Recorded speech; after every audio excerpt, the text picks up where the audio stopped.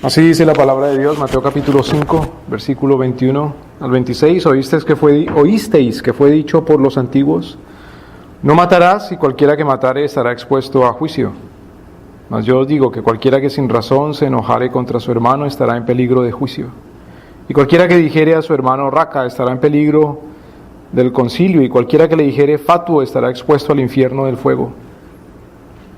Por tanto, si trajeres tu ofrenda al altar y allí te acordares que tu hermano tiene algo contra ti, deja allí tu ofrenda delante del altar y ve y reconcíliate primero con tu hermano, y entonces ven y presenta tu ofrenda.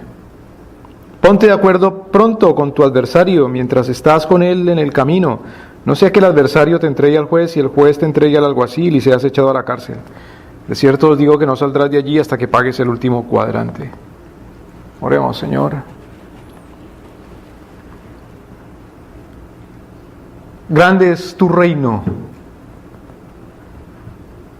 grande es la inmensidad de tu dominio, imponente, Señor, es tu gobierno. Verdaderamente, Señor Dios, eres nuestro gobernante, nuestro juez, nuestro rey. Enséñanos tus caminos, Señor. Enséñanos tu reinado, enséñanos tu gobierno, enséñanos el dominio de tu poder y de tu autoridad. Ayúdanos a vivir en tu ley, en tu justicia y por lo tanto en tu paz. Somos tu pueblo, Señor, que tú compraste, por el cual pagaste el precio, el cual te pertenece. Somos tu propiedad. Por lo tanto, ayúdanos, Señor Dios, a vivir en el orden de tu casa, de tu dominio. Te rogamos, Señor, tu compasión, tu misericordia. Abre nuestras mentes, Señor. Permítenos que dejemos a un lado la necedad y líbranos, Señor Dios, de la ignorancia, y líbranos de la cobardía, líbranos de la negligencia, líbranos del pecado, del conformismo. Ayúdanos, Señor, a ser más como tú eres, para gloria y honra tuya, Jesucristo nuestro Señor. Amén. Este es un pasaje interesante de las Escrituras, lindo. Tomen asiento, por favor, disculpen.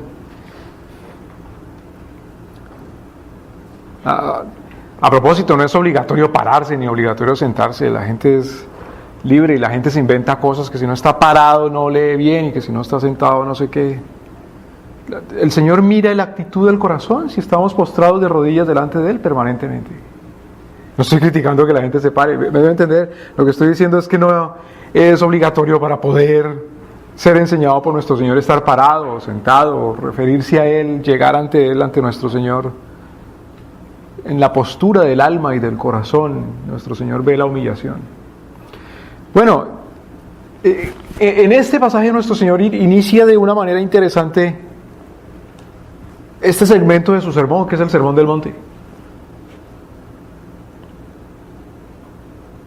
Y el Señor habla como el intérprete de la Biblia, como el intérprete de la ley.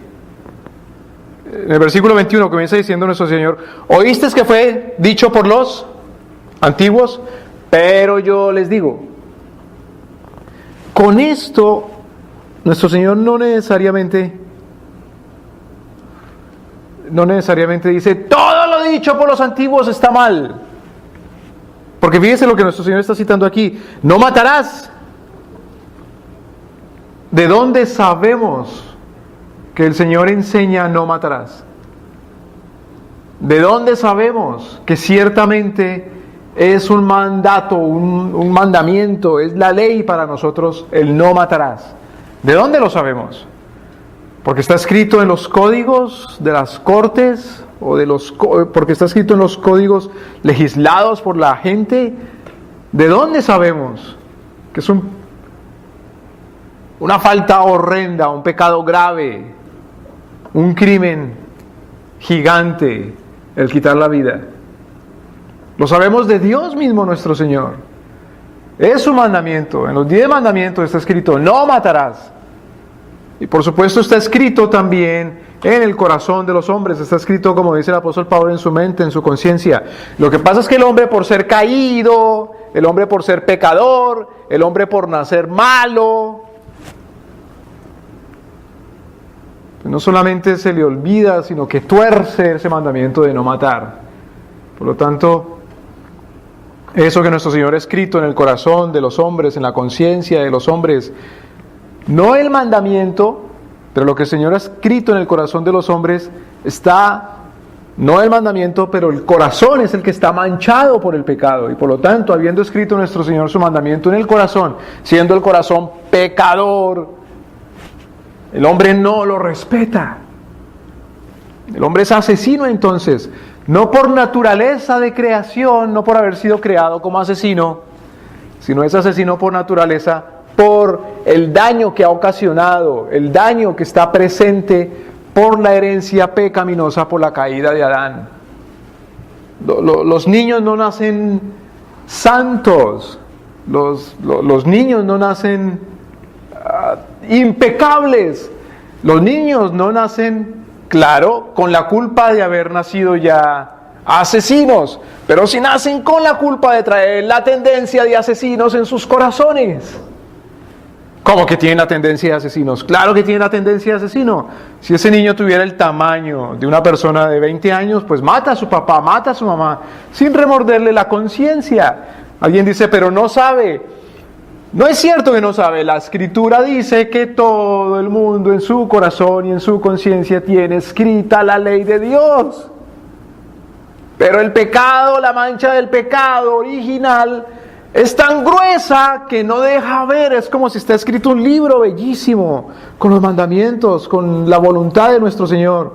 Pero se trae un barril con asfalto de eso negro que usan para pavimentar las carreteras, las calles, y se le pone encima al libro. ¿Qué se ve de tinta? Absolutamente nada. Así es la tendencia pecaminosa del ser humano desde cuando nace.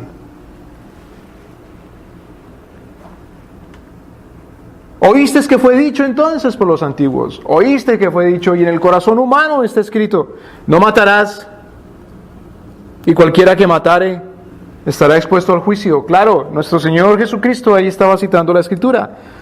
Está citando, por ejemplo, Éxodo capítulo 20, está citando Deuteronomio capítulo 5. Cuando estudiábamos los 10 mandamientos y veíamos el mandamiento número 6, no matarás. ¿Por qué dice el Señor entonces en el versículo 22, pero yo os digo? Bueno, si nos fijamos, no dice pero en el sentido de que esté negando el mandamiento anterior del versículo 21, sino que dice pero en el sentido de que el Señor expone, aclara, enseña en qué consiste ese mandamiento ciertamente para Dios nuestro Señor.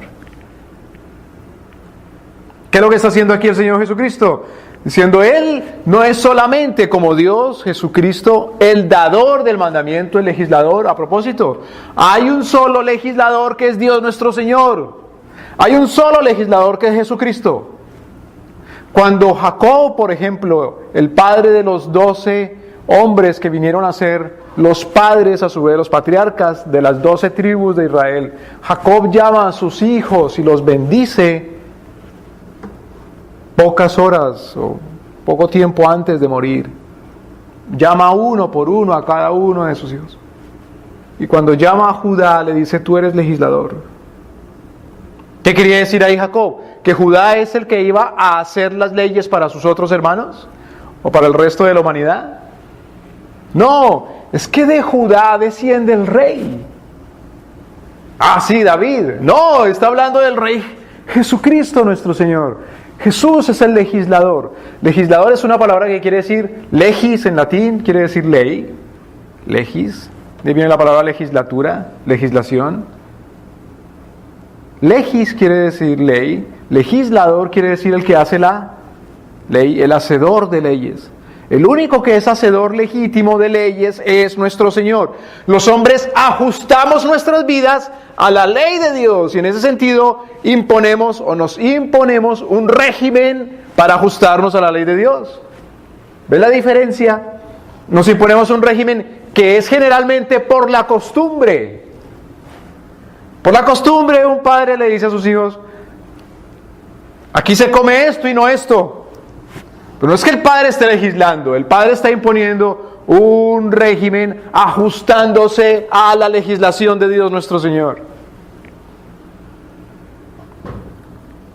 Unos seres humanos por costumbre dicen: por favor, por costumbre, por favor. Cuando se cierra la puerta, por favor. No se puede pasar a menos que toque o que timbre, no la puede tumbar. El ser humano se impone, se ajusta a la legislación de Dios a través de un régimen que se llama costumbre. Pero no es que el ser humano legisle. Cuando la gente le enseña y le dicen: sí, los seres humanos legislan, cuidado, le está diciendo que los seres humanos son dioses. Es la ley de Dios nuestro Señor. Es los mandamientos de Dios nuestro Señor. Es el instrumento del Rey Todopoderoso. El que el Señor cita, por ejemplo, en el versículo 21, está citando la ley. Oíste que fue dicho: no matarás. Ahora nuestro Señor, no solamente que es legislador, enseña su ley, sino el Señor que es maestro también, dice en qué consiste su ley. La explica, la expone, la expande. Y es algo que nosotros, hermanos, debemos disciplinar nuestras mentes a que sabemos cuál es la ley de Dios, pero debemos ir a Dios a que nos la explique, a que nos la expanda, a que nos diga cómo la cumplimos en esta tierra. ¿En qué consiste, Señor Dios, tu voluntad, tu mandamiento? De otra manera, ¿cómo te podemos servir? De otra manera, entonces, ¿cómo te podemos agradar? De otra manera, ¿cómo te podemos obedecer? Nuestro Señor entonces aquí actúa como exégeta. Exégeta le dicen a la persona que interpreta un texto, que interpreta un documento. Porque ese acto se llama exégesis. Ex quiere decir sacar, ex quiere decir afuera. Por ejemplo, la palabra éxodo quiere decir salir. Éxodo, exodus quiere decir salir. Por eso en inglés la salida del freeway se llama exit, salir. El Señor es el exégeta entonces, el que saca del texto, del documento, el significado. Como exégeta entonces, desde el versículo 22 el Señor dice: pero yo les digo, pero yo les enseño. ¿En qué consiste el mandamiento de no matarás? Claro, porque solamente en el versículo 21 dice: no matarás, y cualquiera que matare está culpable del juicio. Fácil. No necesito que me expliques más, Señor. Todo el que mate es un asesino y por lo tanto es juzgado como asesino. ¿Qué dice la Escritura en cuanto a los asesinos? Todo aquel que derrame sangre, su sangre será derramada. ¿Qué le dice nuestro Señor a Caín, que es el primer asesino? Bueno, hay gente que dice que el primer muerto no fue Abel, sino que fue el burro, porque mató a Abel con la quijada del burro. El primer asesinado, según la historia bíblica, es Abel. ¿Cuál es la pena que el Señor le impone? ¿Por qué no derrama su sangre? ¿Por qué no lo condena a la muerte? Bueno, ¿y quién lo va a condenar? Porque la única gente que existe en el tiempo de Caín y Abel es la familia de Adán. ¿Puede la familia condenar a muerte? ¿Puede la familia mejor ejecutar la pena de muerte? En la Escritura, por ejemplo, un hijo que se atreve a maldecir a su padre es digno de muerte. ¿Quién en la Escritura somete al hijo a la muerte?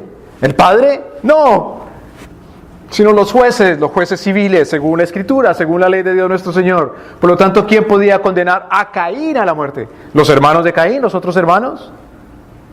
Suponemos que tenía hermanos y hermanas, porque dice que Caín fundó una ciudad y que tenía mujer e hijos. Entonces, por supuesto, de la propia descendencia de Adán y Eva debieron de haber salido la esposa de Caín y los hermanos, en fin.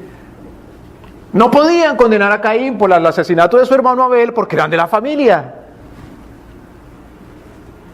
Sin embargo, nuestro Señor le impone a Caín, claro, la pena. Y la pena es la expulsión. Hermanos, mire, es que es muy grave esto. En la Escritura, una persona que es desterrada, que se le saca, que se le corre de la nación, del país, es una persona que también le dice, si no te vas te matan, porque es equivalente en la Escritura, cuando el Señor dice, el que hace tal cosa, ese será cortado dentro del pueblo. El Señor quiere decir, o el destierro o la muerte, cortado, sacado, expulsado, eliminado, no es más miembro de esta comunidad. Es algo grave. O mejor, esa pena es tan terrible, es tan severa, porque el delito, el crimen que ocasionó la pena es muy grave. Y en la Escritura es un crimen que equivale a haberle quitado la vida a otro, o haber denigrado de Dios mismo. La blasfemia, la apostasía, la brujería, el adulterio, el asesinato, el secuestro, son castigados con cortar del pueblo, con la muerte, con expulsar de la comunidad. Por eso decimos que el hombre no puede legislar, porque si el hombre legisla, rompe con ese orden. Si el hombre se atreve a hacer más leyes, el hombre más bien se acomoda mediante un régimen a la ley de Cristo nuestro Señor. Por lo tanto, el hombre toma la costumbre, generalmente es por medio de la costumbre que se acomoda a la ley de Cristo. Pero cuidado, no matarás no quiere decir simplemente quitarle la vida biológica o física a alguien. Es lo que nuestro Señor comienza a explicar ahora. Versículo 22. Pero yo os digo, cualquiera que sin razón se enojare, cualquiera, la traducción aquí es, cualquiera que sin causa legítima se enoja contra su hermano, estará en peligro del juicio, o es culpable del juicio. Cualquiera que sin causa legítima, si uno dice, no, pero sí hay razón, porque mire, razones hay miles, ¿no? La razón es razonable cuando la razón es legítima según Cristo nuestro Señor. La razón no es aquello que enseñan los paganos, que es lo que suena lógico. Para los paganos lo razonable es lo que suena lógico. Pero cuidado, las cosas suenan lógicas con base en lo que la gente cree. Si la razón que alguien da de alguna cosa está en contra de la fe, entonces deja de ser razonable. Los paganos han separado la razón de la fe. Y dicen, la razón es la razón y la fe es la fe. Y cuando es razonable independientemente de la fe. Mentira. Para que algo le suene razonable a uno, tiene que estar en armonía con lo que uno cree fundamentalmente.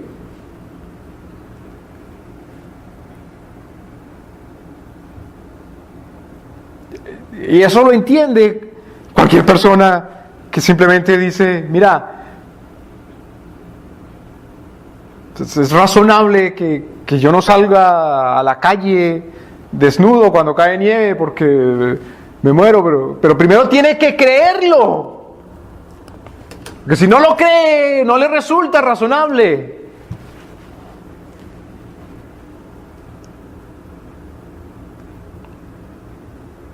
El sentido de las palabras de nuestro Señor, más yo digo que cualquiera que sin motivo, sin razón, todo el mundo tiene motivo de enojarse. Sobre todo si le tocan a uno la parte del cuerpo que duele más. Hay partes del cuerpo que duelen más que otras. Alguien decía, no, la parte del cuerpo que duele más queda entre el muslo y entre la rodilla y la cintura, ahí de arribita del muslo. Dice, sí, ahí duele, claro, ahí donde está el bolsillo, la bolsa. Tóquele la plata, tóquele el dinero. A ver si no se enoja. Tóqueselo a ver si no le duele.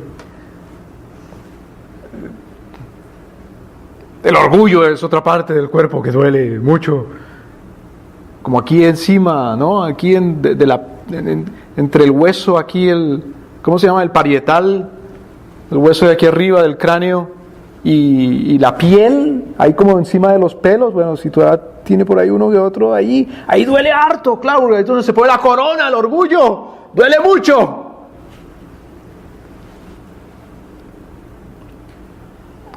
Todo el mundo tiene razón de enojarse si le toca su orgullo, si le tocan su dinero. Pero cuando nuestro Señor dice aquel que se enojare sin razón, está diciendo sin legitimidad según la Escritura. Si nosotros vamos un momento a Efesios capítulo 4.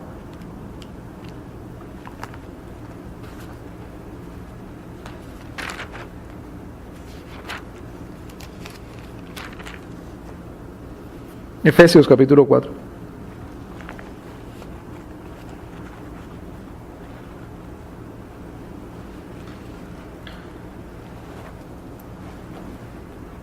Cuando nuestro Señor Jesucristo dice cualquiera que se enojare, ¿sabe cuál es la palabra en griego? Es orge. Es una derivación de la palabra orge.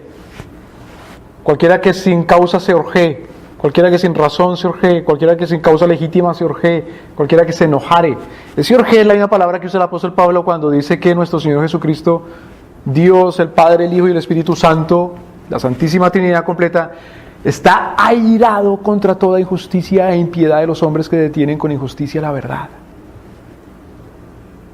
Nuestro Señor se orge, se enoja. Y es la misma palabra que usa Pablo aquí, en Efesios capítulo 4, versículo 26. Fíjese cómo dice. Efesios 4, 26. Hay un mandamiento que hace aquí Pablo. Entonces Pablo da los mandamientos del legislador. No, Pablo cuenta los mandamientos de Dios por la inspiración del Espíritu Santo. ¿Cuál es el mandamiento del Espíritu Santo aquí por la pluma, por el lápiz, el estilo de Pablo? Efesios capítulo 4, versículo 26 dice, airaos. Hay un mandamiento del Señor que es airarse.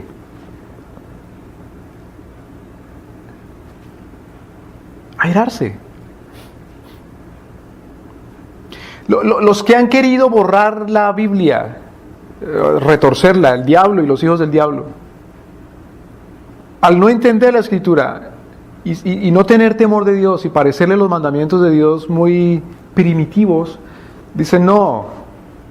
Toda la Biblia se resume en el amor, claro, cuidado. Nuestro Señor Jesucristo dice los mandamientos se resumen en el amor. Pero es que los mandamientos se resumen en el amor no quiere decir, ya no están los mandamientos y ahora está el amor. Lo que quiere decir es, el mandamiento es el amor, el cumplimiento del mandamiento es el amor. El resumen de los mandamientos, de la ley es el amor. Cuando divorcian, cuando separan, el amor de los mandamientos de Dios y se queda con el amor, entonces se convierte la religión en una religión, se convierte el cristianismo en un cristianismo, y no quiero usar tampoco la palabra afeminado, porque la feminidad es una virtud grande creada por nuestro Señor en esos seres que son las mujeres, que requiere tener una valentía y una justicia y una fuerza. Dice Proverbios 31, fuerza y honor caracterizan a la mujer virtuosa. Justicia y valentía. Pero convierten el cristianismo, la religión, en una cosa débil, con una debilidad infernal, una debilidad diabólica.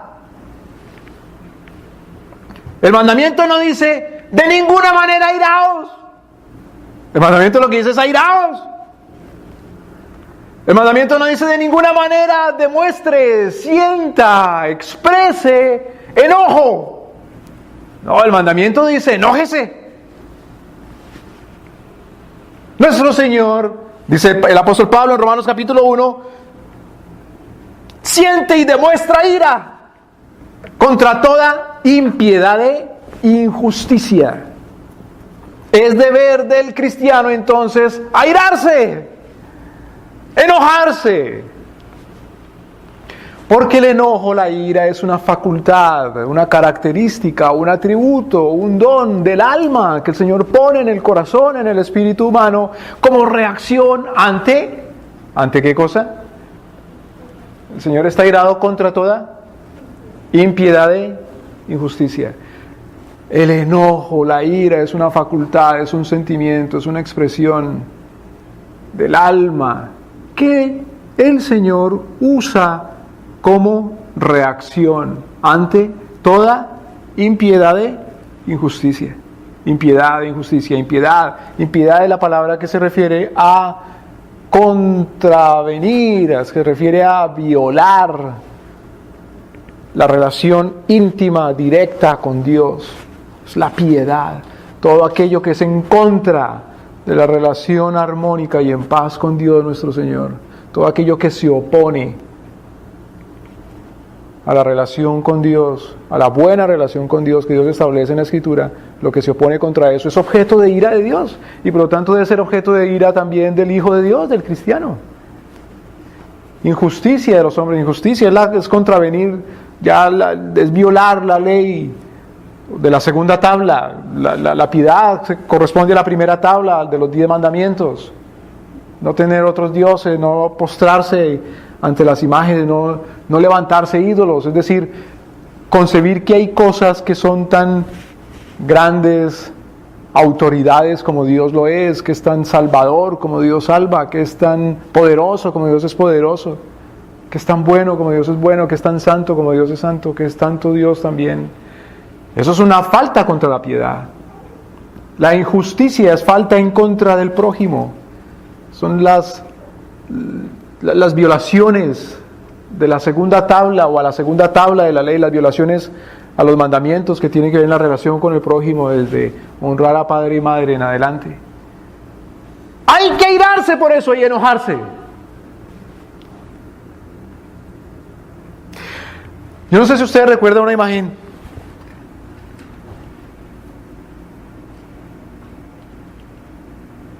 de unos manifestantes de injusticia, supuestamente. Y se encontraron estos manifestantes de injusticia en las calles, se encontraron con la policía militar de los tiranos, que no los dejaba pasar para seguir su marcha de manifestar en contra de la injusticia.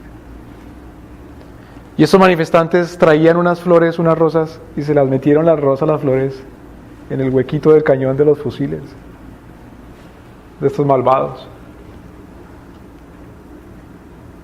Yo no sé si ustedes han oído eso de que Dios odia el pecado, pero ama al pecador. Yo no sé si ustedes han oído eso de que nosotros los cristianos amamos a los sodomitas. Todo eso es mentira.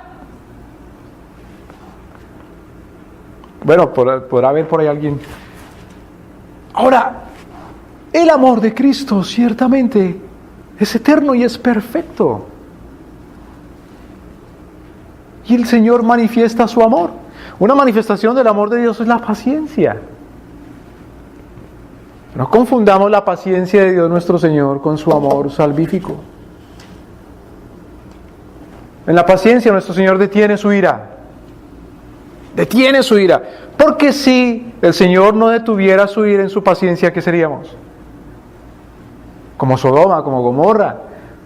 Si el Señor no detuviera su ira en su paciencia, pues simplemente el Señor hubiera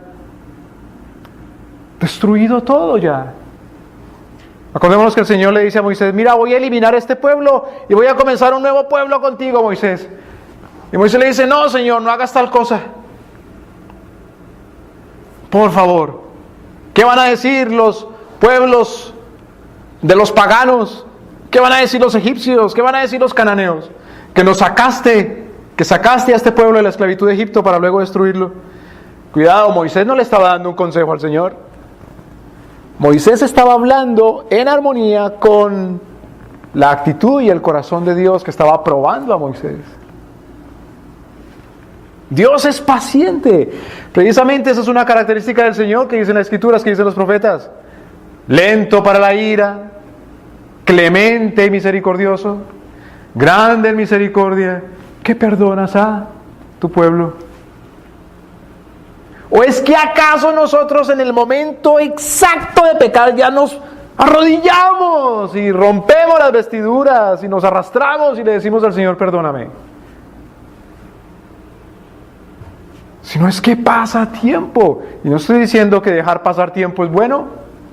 Así es como debería ser uno precisamente, en el momento preciso, postrarse y rogar y suplicar. Pero como no lo hace uno, el Señor es paciente. Todo pecado, toda transgresión de la ley es muerte. Claro, hay pecados más gruesos que otros, pero todo pecado conlleva a la muerte, a la condenación.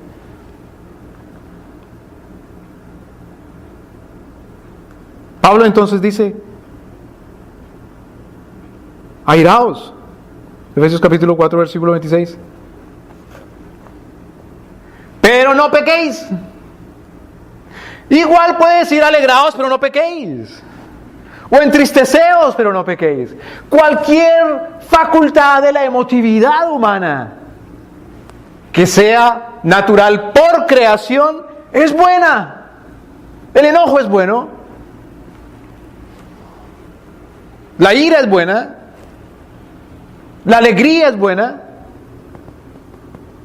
La tristeza es buena. La pregunta es, ¿cuándo es buena?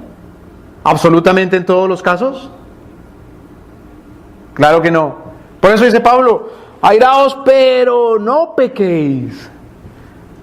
Es que nuestro Señor también siente ira. Bueno, revísese entonces si la ira es conforme a Cristo. Porque si la ira no es conforme a Cristo, la explicación, la exposición que nuestro Señor hace del mandamiento, no matarás, si la ira no es con base en Cristo, nuestro Señor dice, eres un asesino. Puede que no haya todavía matado al objeto de ira, aquel con el cual está irado, pero ya es un asesino. Dice, pero ¿cómo me vas a acusar de asesino si todavía no he matado? Bueno, es que si lo mata es por asesino. No puede decir que es una persona que respeta la vida y lo mató injustamente.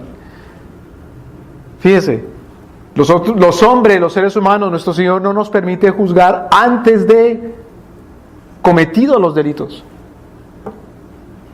Antes de cometer el delito, nosotros no podemos a nadie castigar. ¿Me deben entender, hermanos? Antes de cometer el delito, nosotros no podemos castigar.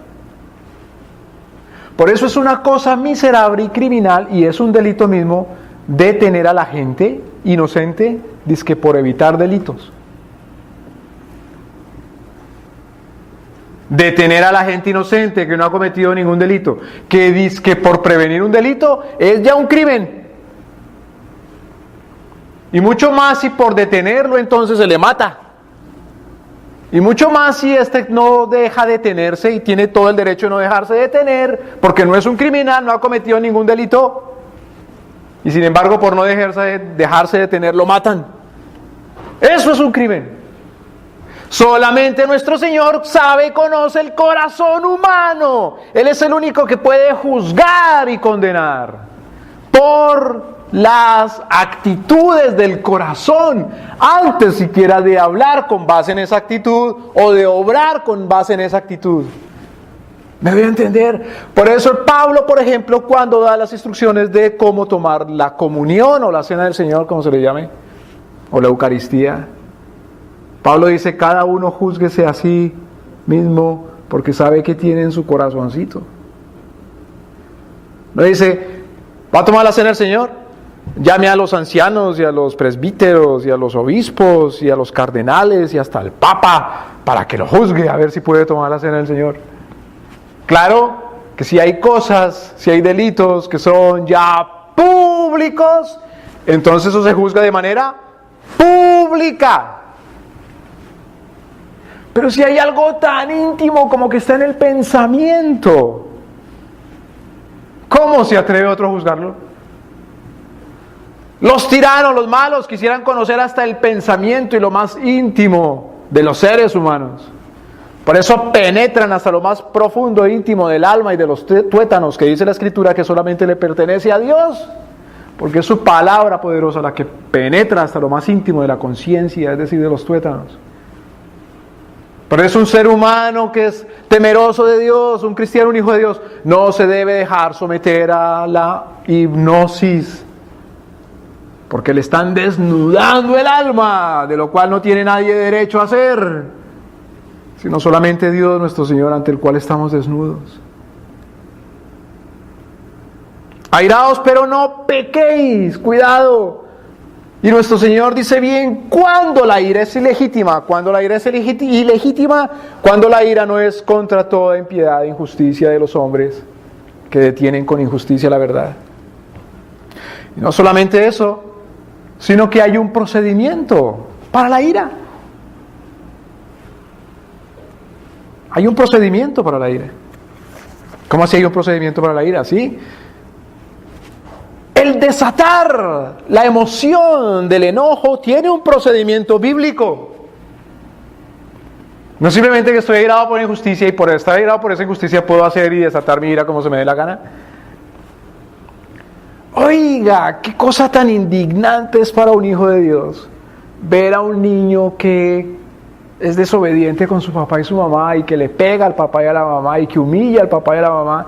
Eso es indignante. ¿Por qué? Es que, hermanos, entre los mandamientos que nuestro Señor da para honrarlo, amarlo, respetarlo, adorarlo a Él, y los mandamientos que nuestro Señor da para honrar, amar, respetar a los seres humanos, está en la mitad del mandamiento de honrarás a tu padre y a tu madre. Honrar a padre y madre es la bisagra entre cumplir los mandamientos a Dios nuestro Señor directamente, la primera tabla, y cumplir los mandamientos para con nuestro prójimo. En otras palabras, si es indignante que un niño sea cruel y malo con otro niño, ¿cuánto más que sea cruel y malo con la mamá? ¿Me explico? Eso causa ira, indignación. Ciertamente, como dice Proverbios, es vergüenza del papá y es vergüenza de la mamá.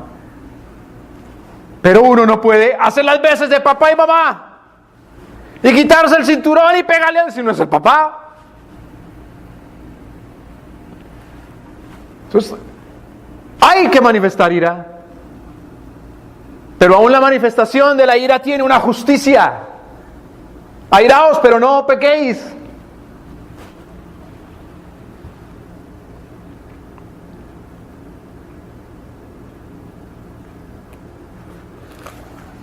Airaos, pero no pequéis, no se ponga el sol sobre vuestro enojo. ¿Cómo que no se ponga el sol sobre vuestro enojo? No se ponga el sol, no llegue la aurora, no se haga de noche, pues, y todavía está con la misma ira. Señor, pero ¿cuándo para la ira? Para Dios nuestro Señor. Hermano, la ira no para sino con la justicia. En la Escritura, la ira no para sino con la justicia. ¿Y qué es la justicia? La justicia es la aplicación de la ley de Dios. Y la aplicación de la ley de Dios tiene resultados. La aplicación de la ley de Dios puede resultar en el perdón. Una forma de quitar la ira, perdóneme, la forma de quitar la ira es hacer justicia. Una forma de hacer justicia para con algo grave es el perdón. Pero el perdón tiene también sus propias leyes, sus propias características y sus mandamientos. Es otra cosa, otro torcer el cristianismo, la cristiandad, la Biblia, la ley bíblica, es decir, hay que perdonar todo así ya. No importa lo que se haga, lo que se diga, lo que se piense, cómo, hay que perdonar cómo, pues así ya, perdón y listo. Porque así no es. El apóstol Pablo le dice a los filipenses, perdonaos los unos a los otros, así como ¿quién? Así como Cristo os perdonó. Entonces no podemos perdonar, sino ¿de qué manera? De la manera como Cristo perdona. La pregunta, Cristo perdona absolutamente a todo ser humano, sin excepción.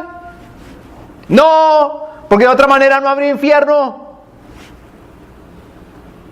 No, porque de otra manera no diría otra vez Pablo: la ira de Dios se manifiesta contra toda injusticia e impiedad de los hombres que detienen con injusticia la verdad.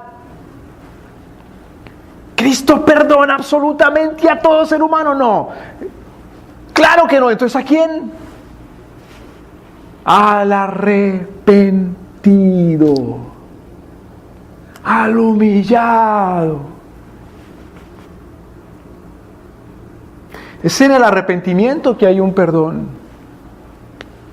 Dice: no, espérate, porque si yo no veo que se arrepienta, entonces ¿qué quiere? ¿Que vaya y lo mate? Pues tampoco, porque tiene que cumplir la ley de Dios. No puede matar a la gente, a no ser que sea una autoridad puesta para eso, claro. Entonces ¿qué quiere? Que me aguante y me muerda la lengua y... No, pero no puede ir a pegarle al niño de otro, porque no es su hijo. Entonces, ¿cómo hago justicia? Pues con el instrumento que Dios le da para hacer justicia. La palabra de Dios es el principal instrumento que Dios nos da para hacer justicia. ¿Cómo? Mediante el testimonio, mediante la predicación, mediante la palabra, mediante decir. La mujer que es objeto, por ejemplo, del abuso de un hombre, ¿qué dice la Escritura? Cállese y perdone. No, dice la Escritura: inmediatamente grite, denuncie, dé voces, hágalo saber prontamente, en el acto, cuanto antes, repetidamente, muy fuerte. La aplicación de ese mandamiento en cuanto al tratamiento para con la injusticia es de resistencia ante el mal. Airaos, pero no pequéis, no dejéis que se ponga el sol sobre vuestro enojo, que no se haga noche y todavía está enojado. Es decir, procure de alguna manera hacer justicia antes de que anochezca. Por eso es que no se ponga el sol sobre vuestro enojo. No quiere decir al otro día ya no me siento indignado, ya no me siento... No, lo que está diciendo es cuanto antes, que sea lo más rápido posible la solución de ese caso. Mire esto, hermanos: cuando una sociedad está más alejada de nuestro Señor, más detiene y demora el cumplir la justicia. Y eso trae ruina, y ruina económica y comercial, industrial, de inversiones, financiera. ¿A quién se le ocurre, si tiene un capital, ir a invertir en un país en donde la justicia es lenta? Se corre el riesgo de que si alguien me roba, ¿cuándo me van a devolver? ¿Cuándo me van a hacer justicia? Mejor pone sus ojos en otro país, en otro lugar, en otra ciudad, en otro estado, en otra comunidad, en donde el sistema jurídico sea un poco más acorde con la Escritura.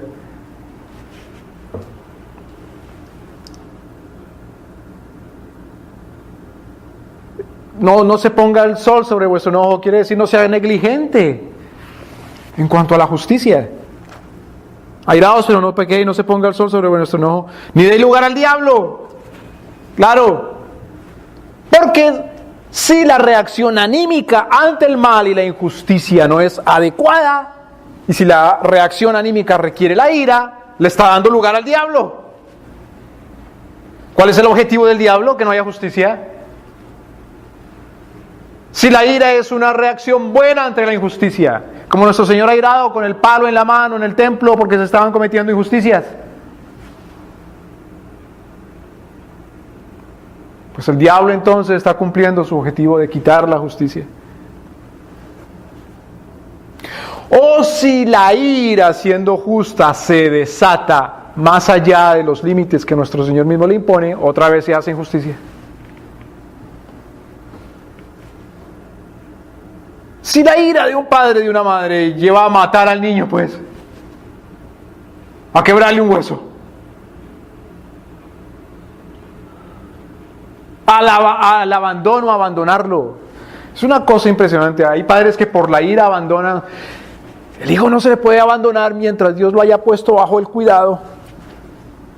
Y el abandono y el abandono puede ser tan grave como físico como espiritual.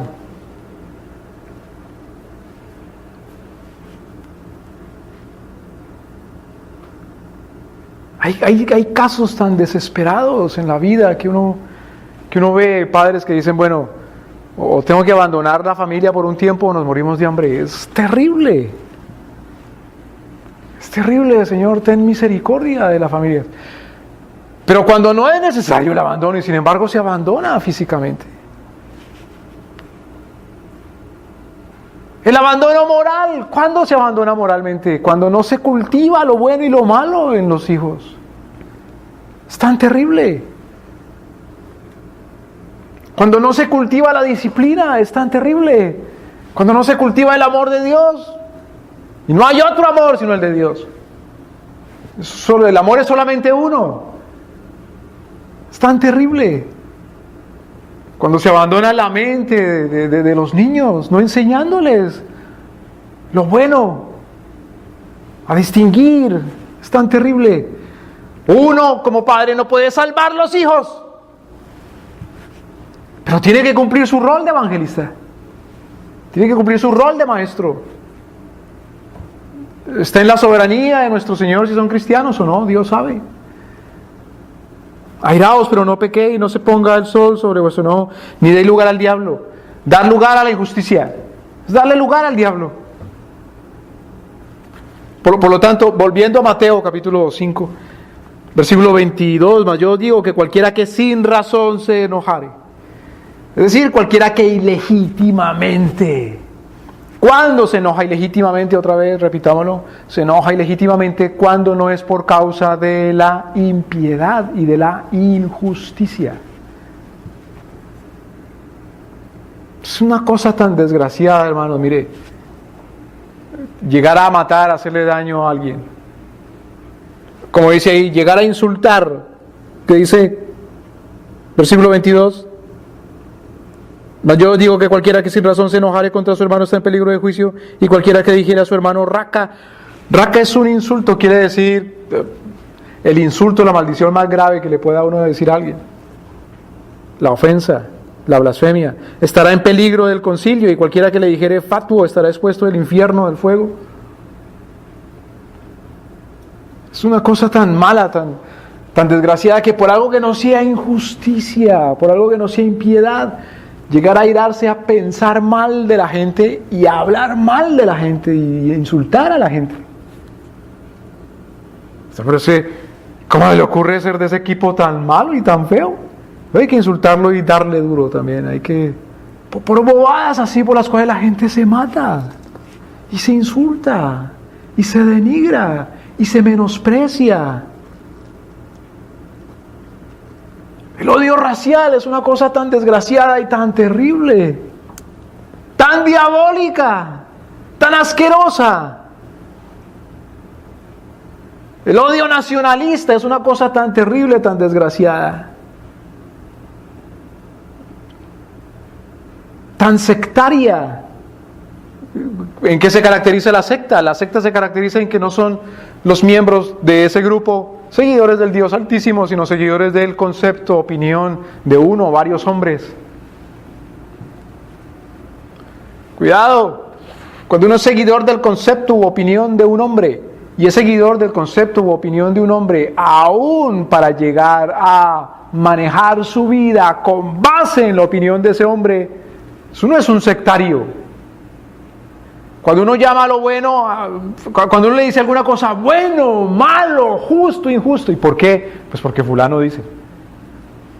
No es un sectario. Puede que no pertenezca a una iglesia que se llama la secta, pero es un sectario. Y hay sectarios por política, por filosofía, por nacionalismo, por deporte, por cultura, por religión. Es Dios nuestro Señor el que nos da la ley, que nos dice lo que es bueno y malo.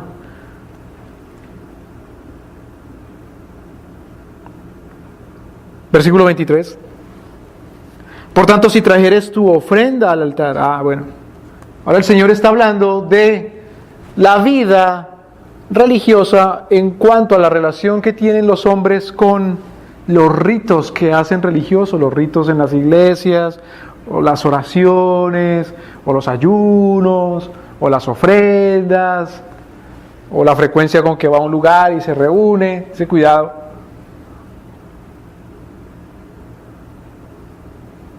Los fariseos, y qué cosa tan interesante, la palabra fariseo quiere decir los derechos, los correctos. Los fariseos pensaban que por la manifestación externa religiosa eran justos. Por eso les gustaba, por ejemplo, cuando iban de camino, iban caminando por Jerusalén para llegar al templo, y cuando llegaban a cada esquina, antes de llegar, levantaban los brazos y oraban y en voz alta para que la gente los oyera, y seguían caminando, y por ahí 10 metros después otra vez. Entre más predique uno y duro, la gente vea lo religioso que es uno y cómo ama uno a Dios.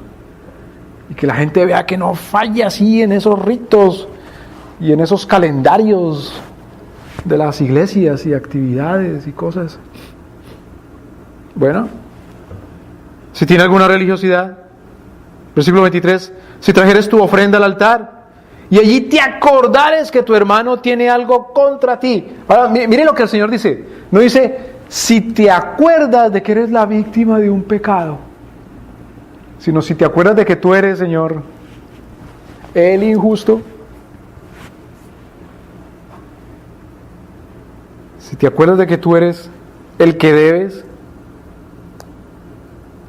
deja allí tu ofrenda delante del altar y ve y reconcíliate primero con tu hermano. Corre, urgente, necesario primero que todo.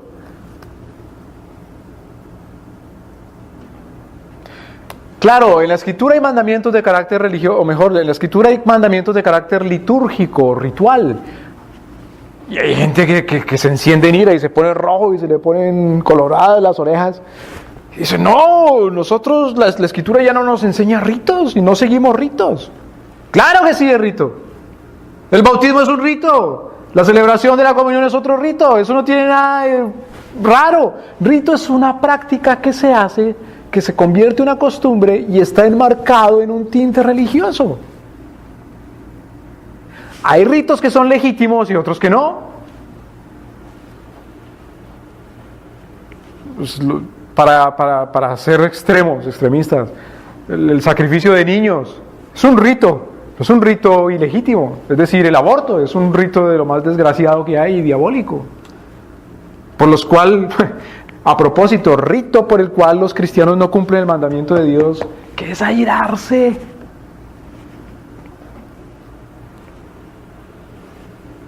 A nosotros no se nos da nada el aborto. Los malos son los musulmanes. Por allá en Arabia, yo no sé dónde. Son los malos allá, los terroristas. Aquí, donde se matan millones de niños todos los años, acá somos buenos. Que Dios tenga misericordia. Lo que nuestro Señor dice, si viene a cumplir la religión exterior, si viene a traer la ofrenda al altar, y te acordares que tu hermano tiene algo contra ti. Ahora, se traían ofrendas al altar. Por ejemplo, un animal que venía y se sacrificaba era como ofrenda al Señor. ¿Y por qué se ofrecían los animales? Por los pecados. No piense que el Señor, por una ofrenda y por matar a un animal, le va a perdonar los pecados si no va y le paga al que le debe porque lo ofendió, porque le dañó, porque le robó, porque le transgredió. Hay mandamientos de tipo ritual, pero hay mandamientos también de tipo moral. ¿Cuáles son más importantes? Los mandamientos de tipo ritual son solamente eso: sombras, símbolos de lo esencial, de lo importante. El rito de traer los animales al altar, al templo, era solamente sombra, símbolo de lo importante, de lo eterno, que es el sacrificio de Cristo, el Cordero de Dios que quita el pecado del mundo. El no comer los animales impuros, algo ritual, pero símbolo de qué? De no comer lo malo, el pecado, no lo que entra por la boca, sino lo que sale del corazón, de no tragarse la impiedad y la maldad y la injusticia.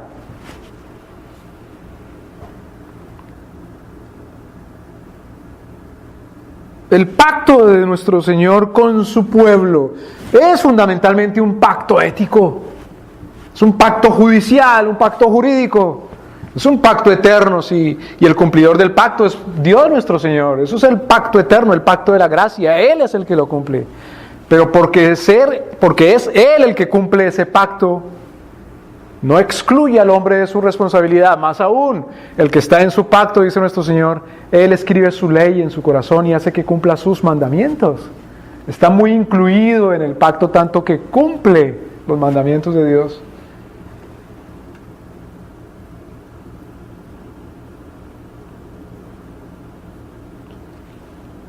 Versículo 24, deja allí tu ofrenda delante del altar y ve, reconcíliate primero con tu hermano. Y entonces ahora sí ven y presenta tu ofrenda. ¿Pero para qué, Señor? Si yo necesito es que me perdones tú, no que me perdones es el que yo ofendí.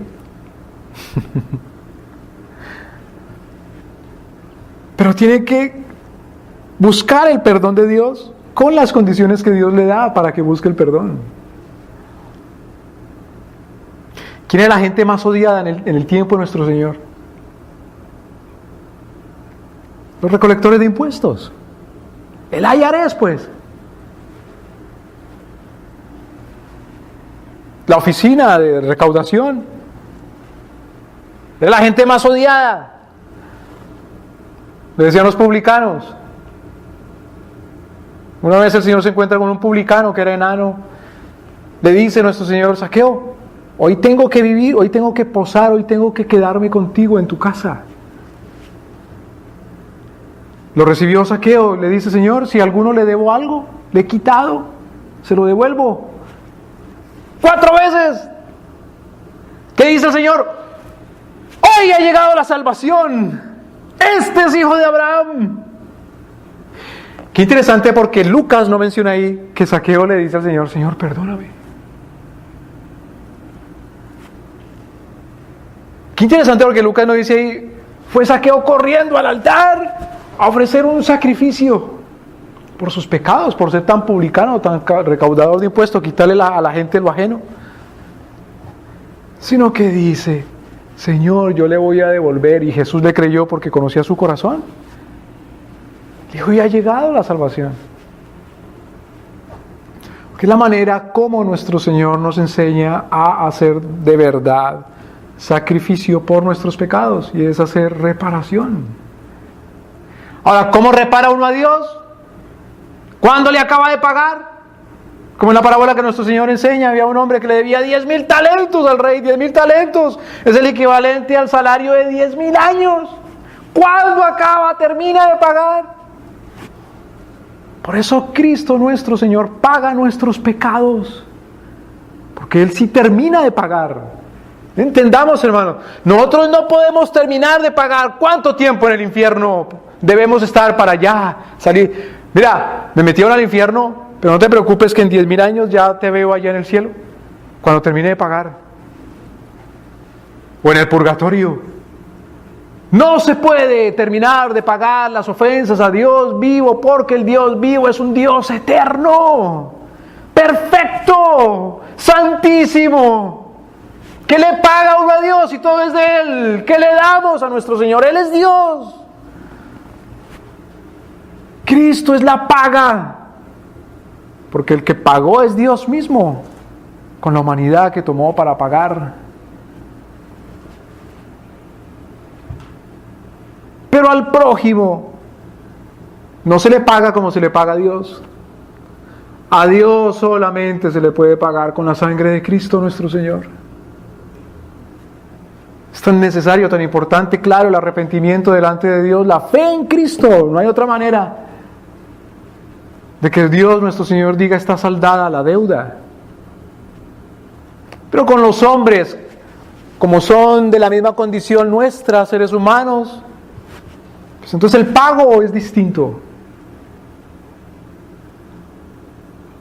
Y el pago es reparando. Versículo 24, deja allí tu ofrenda delante del altar, ve y reconcíliate primero con tu hermano, y entonces ven y presenta la ofrenda. Ponte de acuerdo pronto con tu adversario, mientras estás con él en el camino.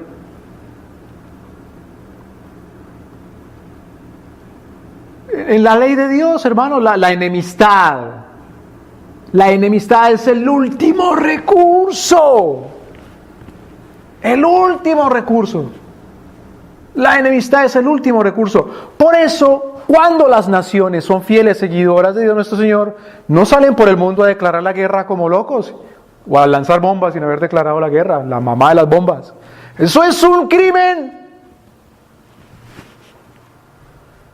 En la Escritura la enemistad es el último recurso y la muerte aún es la última de las penas. Lo primero es la reconciliación. ¿Y cómo es que a los protestantes tan de sana doctrina se les olvida? Y a veces hasta los mismos católicos hacen quedar en vergüenza a los protestantes, o no hubo una mediación entre dos países de Sudamérica por parte del Papa para que no se encendieran a fuego y sangre y hierro. Porque es la reconciliación. De la manera como os perdonó Cristo, también perdonados los unos a los otros. Cristo reconcilió nuestros pecados. Pero la reconciliación, hermano, incluye el arrepentimiento. ¿Qué hago entonces cuando no hay arrepentimiento? Cuando mi hermano peca contra mí y no está arrepentido. Bueno, trátalo como, ahora sí, un publicano. Pero cuidado, si lo tratas como publicano y como gentil, ve si tienes tú la autoridad de entablar sanciones contra él. Porque si no tienes la autoridad de entablar sanciones contra él, entonces tú mismo también te vas a comportar como otro publicano y gentil. Pero si tienes la obligación y la facultad de entablar sanciones, hazlo. Y todo cristiano tiene la facultad de sancionar con la Biblia. ¿Cómo sanciona todo cristiano con la Biblia? Así como hacía un tal Don Juan el Bautista, que decía: generación de víboras, ¿quién nos enseñó a huir de la ira venidera?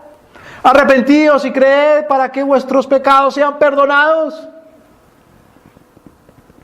Claro, hermanos, cuando los cristianos tienen el recurso de ir a apelar ante jueces porque hay cortes buenas, pues lo puede hacer. Cuando no, pues ¿qué hace el pobre? Pero tampoco ningún pobre tiene el recurso de la Biblia y tiene que denunciarlo. Es decir, tiene que predicar eso, la sana doctrina, y la sana doctrina son los juicios de nuestro Señor. La sana doctrina no son los 5 puntos del calvinismo y ya. La sana doctrina es toda la enseñanza de Cristo. Porque doctrina quiere decir enseñanza. Y todo lo que Cristo enseña es sano. Y es obligatorio decirlo. Por eso dice la Escritura: toda la palabra, toda la Escritura es inspirada y útil para que todo hombre sea enteramente preparado para toda buena obra. Dios mediante continuaremos entonces, versículo 27, que es la continuación de la enseñanza de Cristo. Oísteis que fue dicho, pero yo os digo. Oremos. Señor, gracias por tu palabra y por tu mandato. Y por tu gracia. Y por tu perdón y tu reconciliación. Señor, gracias por tu ira. Porque demuestras con tu ira tu actitud frente al mal. Y nos enseñas como hijos tuyos también. Pero gracias por tu paciencia. Porque nos enseñas con tu paciencia también tu actitud frente a la ira. Ayúdanos, Señor, a ser pacientes, sin dejar de ser ecuánimes y justos. Ayúdanos a ser como tú, Señor, hasta que lleguemos a la misma imagen de la estatura de tu Hijo Jesucristo. Señor, perdona nuestros pecados, porque no hay nadie perfecto, ni que no sea pecador.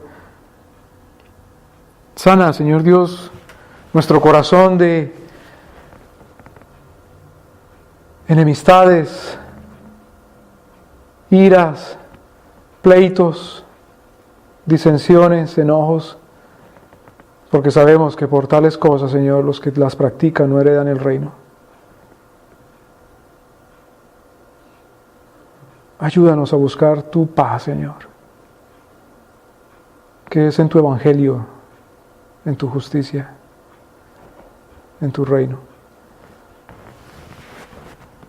Bendice, Señor Dios Santo, todo lo que tú nos das. para gloria tuya. Perdónanos cuando no lo usamos bien. Ayúdanos, Señor, a ser sabios y justos para ti. En tu nombre, Jesucristo. Amén.